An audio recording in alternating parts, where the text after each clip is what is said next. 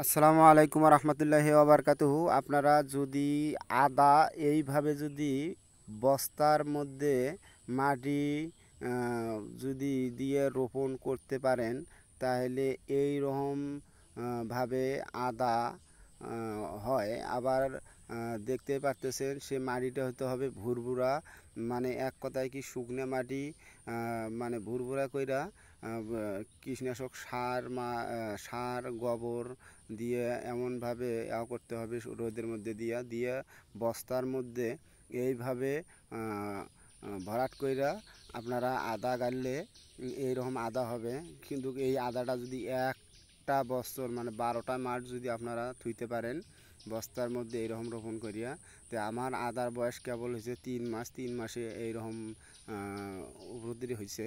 তো আপনারা যে কোনো বাড়ির ছাদে হোক অথবা খালি জায়গা হোক কি খোলার মধ্যে হোক, এইরকমভাবে যদি রাখেন তাহলে এইরকম সুন্দর আদা আপনারা রোপণ করতে পারবেন।